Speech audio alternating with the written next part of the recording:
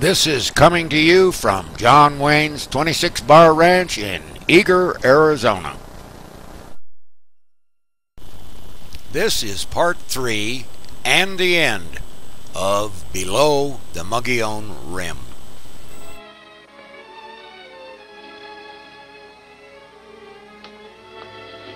Penny, what is wrong with thee of late? Tablecloths don't belong in there. Oh, I'm sorry.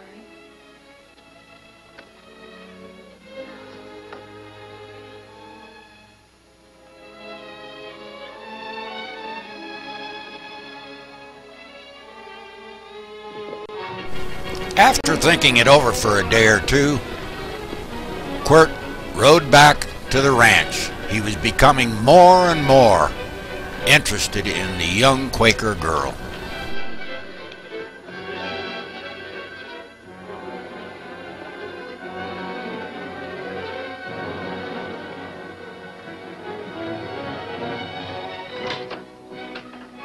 Quirt!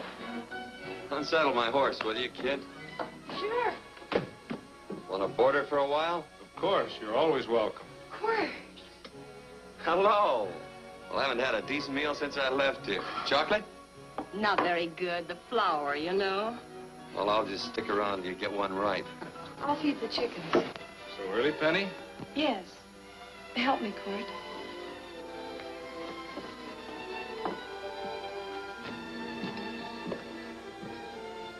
Does it take two to feed a few chickens, Mother? At times, Thomas, at times. Remember?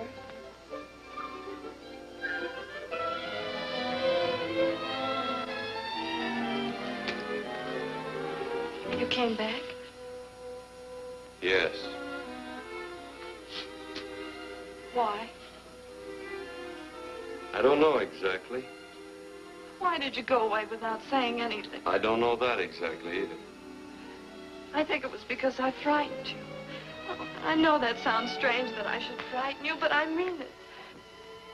You were frightened because I was stupid. And you thought that living with me would be tiresome and dull after a while.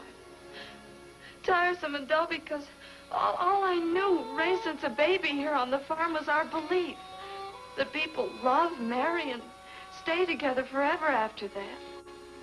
Oh, I'm not such a fool not to know that outside in worldly places people love, and it doesn't have to follow that they marry and stay together forever. I know that sometimes they separate. Are you ever going to run down and let me talk? No, Quirt, that's what you were afraid of, that I'd tie myself around your neck, and when you got tired, you couldn't be rid of me. And I made up my mind, if you came back, I'd tell you this, that whatever you want, Quirt, you can be. If I go away, you go with me. If I go away, they go with me.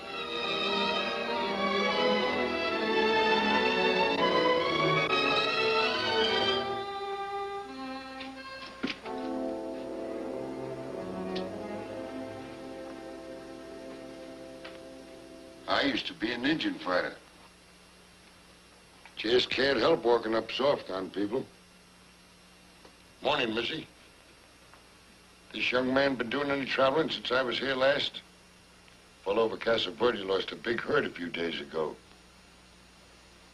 Why, Missy, cat got your tongue? Why ask her? You know I've been traveling. You looked in the corral to see how my horse shaped up. I did just that. And he sure covered a lot of country. He's a right weary animal.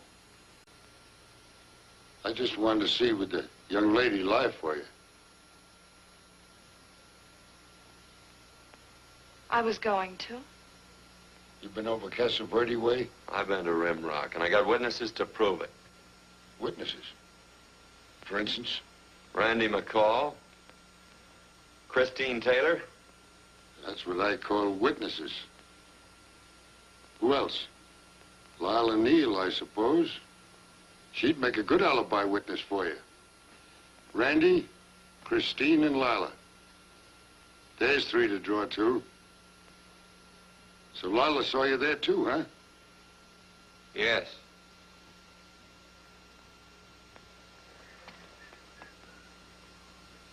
Come here, junkhead. You $1.50 brush jumper. Ooh.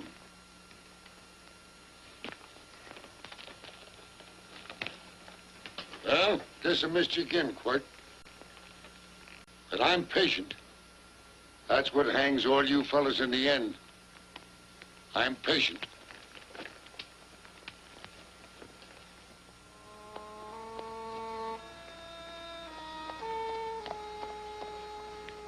Lila.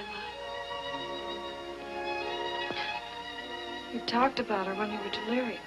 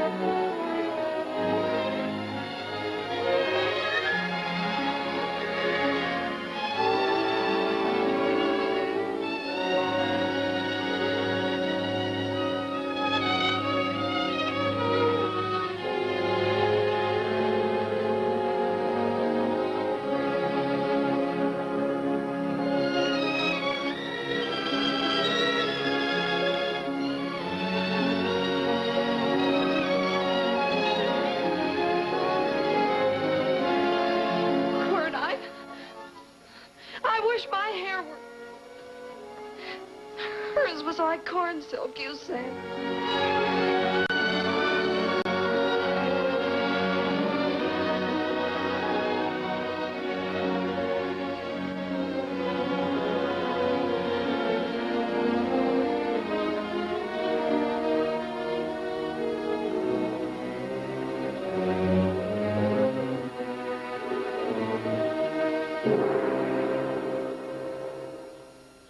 There's a sight I never thought I'd see. Quirt Evans behind the plow. The pony walks as soft as you do. I taught him. Oh, I figured you'd have heard him. Except you were thinking too hard. Haven't you got some real important business to attend to? Someplace else? Sure. But I always like to keep track of your whereabouts.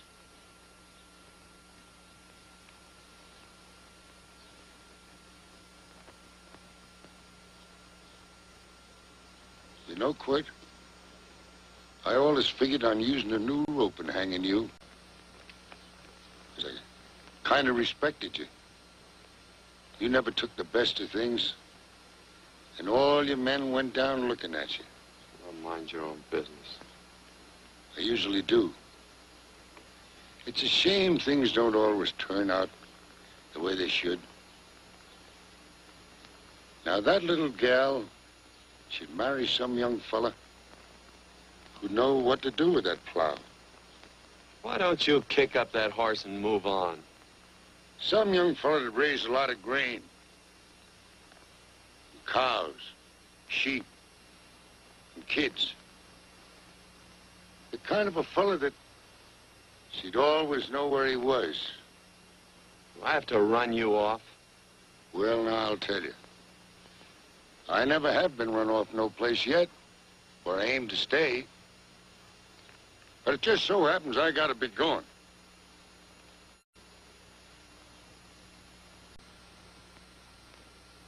No, Quirt. You don't raid a new rope with me.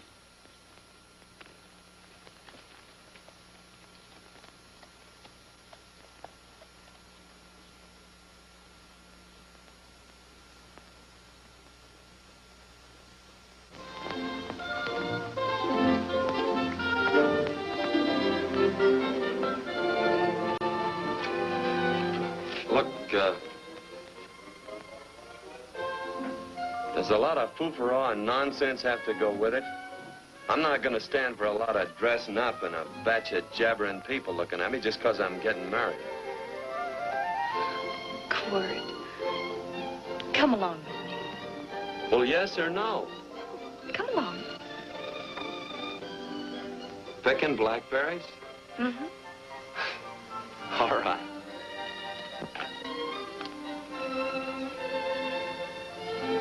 All right.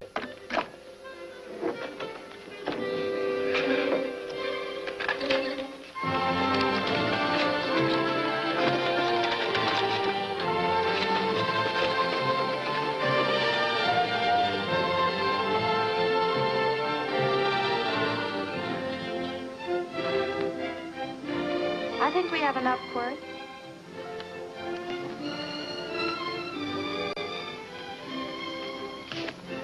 Never did like blackberries. Now I know I was right. There's too much work connected with it.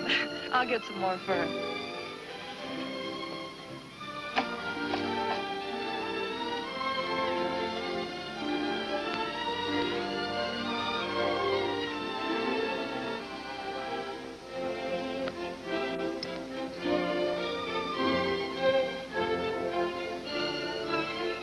Look out, there's a wasp on that Don't petunia. kill him. Well, it's all right for you to trust wasps and people, but he might have known I don't trust him and decided to take first bite. Mm-hmm. And incidentally, that's not a petunia, that's a daisy. That's a petunia. Petunia, daisy, daisy, petunia. Quirt Evans. Oh, nothing. I just like the sound of it. Quirt. Where'd they ever get such an odd name? The fellow who half raised me gave it to me. He found me somewhere along the big cattle trail. Folks had been bushwhacked by Indians, I guess. He was a big fella, cattleman. Swung a wide loop in his younger days, I think. Wide loop? Well, wasn't too careful whose calf he threw his rope at. Most of the old cattlemen were like that. He raised me. He was quite a guy. His name was Walt Ennis. He was downed in a gambling place. The fella grabbed his gun arm just as he drew. It was murder. Stop it. Then what? Well, I just bounced around from place to place. Quirt Evans.